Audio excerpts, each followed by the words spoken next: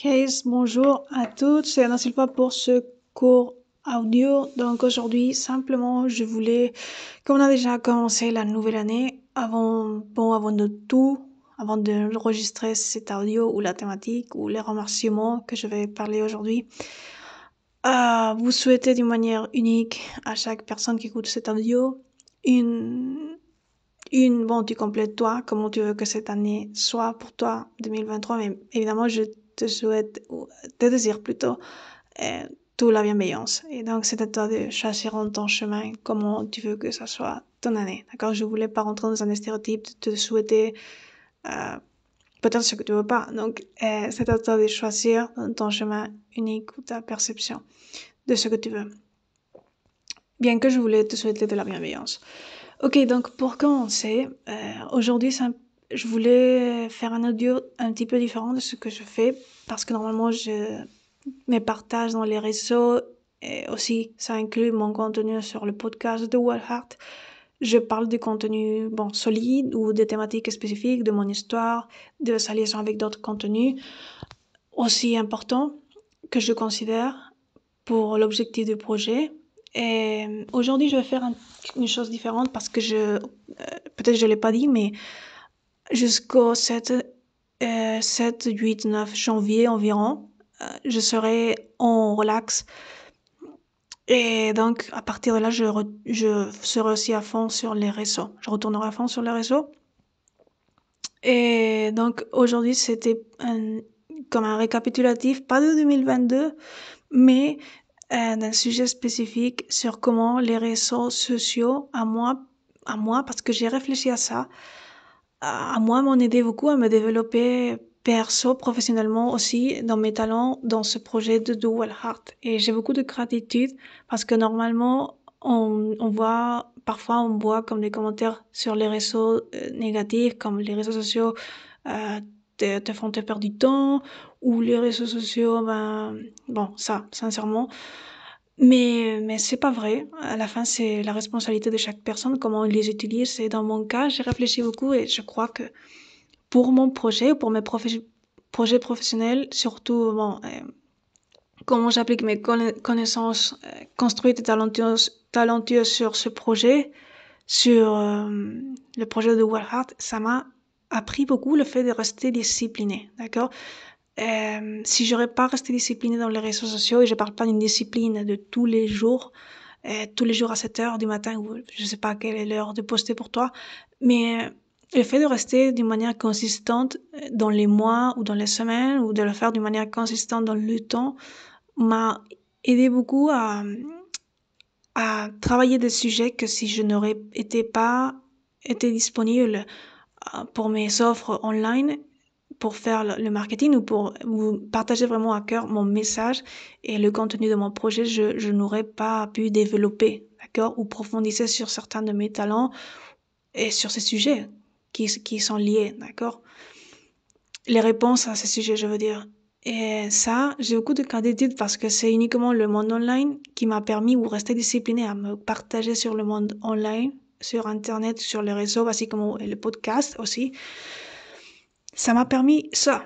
Et si je serais pas présente sur les réseaux d'une manière consistante, à ma manière, d'accord, mais d'une manière consistante, c'est-à-dire j'ai pas été 2 mois ou 3 mois ou 5 mois sans faire aucun contenu, ni même un texte, d'accord. Et je suis pas en train de critiquer d'autres personnes qui peut-être le font, mais à moi, ça m'a aidé dans ce que je vous dis, de rester disciplinée parce que je suis, entre guillemets, obligée, mais obligée pas d'une manière obligée. D'accord? Je le fais dans un sens de discipline, que la discipline, l'engagement, c'est pas une obligation. D'accord? Peut-être c'est pas le mot, mais, je veux dire, être engagé, parfois on n'a pas envie, peut-être ça serait plus plaisant d'aller au cinéma, toutes les semaines au lieu de poster sur les réseaux. Bon, c'est pas mon cas parce que j'aime vraiment ce que je fais, mais parfois, c'est pas le truc, plus idéal, l'engagement. Ou plus évident, mais c'est rester engagé et discipliné, ça aide beaucoup parce que ça approfondisse dans les sujets. Tu as une capacité plus grande de profondir dans les sujets ou dans des sujets que vraiment, ou histoires connaissances que tu n'aurais pas abordées si tu n'aurais pas été discipliné, et surtout dans le monde online. Pour le projet de Wallheart, j'ai perçu ça. Donc, je me suis enrichie beaucoup dans ce sens. D'accord? Dans ce que j'ai, moi, appris de moi-même, de tout ce que par discipline et engagement, je vous partage. Et donc, c'est cool parce que je sais que ça, je l'aurais pas renforcé, appris ou intégré si j'aurais pas été présente online ou si j'aurais été uniquement, présentiellement. D'accord? Parce que je ne m'aurais pas fait des questions. Je n'aurais pas réfléchi sur qu'est-ce qu'ils ont besoin ou qu'est-ce que je peux leur apporter ou quel sujet je peux leur partager. Et donc, comme je m'aurais pas fait les questions, j'aurais pas approfondi sur les réponses. D'accord? Et ça, c'était, bon, j'ai beaucoup de gratitude, je voulais vous partager. Parce que parfois, on focalise dans le négatif qui est une illusion, parce que ça dépend de comment on gère notre temps et comment on se responsabilise nous-mêmes. D'accord? Et c'était tout ce que je voulais partager aujourd'hui. Et ça me tente, ça me motive beaucoup à continuer. D'accord? Je vais pas vous dire que ça me prend pas de temps, mais ça me motive parce que je dis à la fin, ça me donne beaucoup aussi. Je sais que je découvre beaucoup de moi en me faisant les questions pour vous partager un contenu spécifique. Que ce soit de mon histoire ou des différentes parties de mon histoire, en liaison à d'autres connaissances. Et pour le projet, ça me motive les découvertes que je vais faire dans cette année. Ça me motive aussi le fait de vous partager de renforcer le message central du projet et, ou les partager d'une manière différente. Mais en fait, c'est motivant. Intrinsèquement motivant. Mais je veux pas dire que c'est facile. Alors je vais pas vous mentir de dire que c'est facile d'être consistante.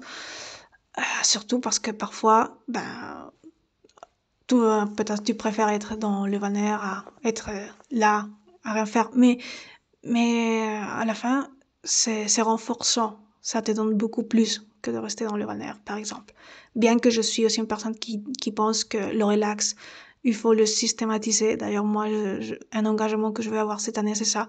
Donc, c'est pourquoi cette semaine, la première semaine de janvier, entre guillemets, première semaine ou premier 8, 9 jours, au maximum, je vais pas être présente. Je vais pas générer du contenu. Mais parce que je vais systématiser mon relax. D'accord? Systématiser, c'est-à-dire je vais l'organiser. D'accord?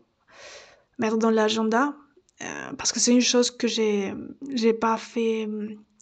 Parfois, j'ai du mal un petit peu à le systématiser, mais aussi parce que j'ai pas fait, dans les dernières années, je l'ai pas fait d'une manière systématique. D'accord? D'une manière consciente. C'est-à-dire que c'est vraiment important. Même pour la qualité de ce que je vais vous partager.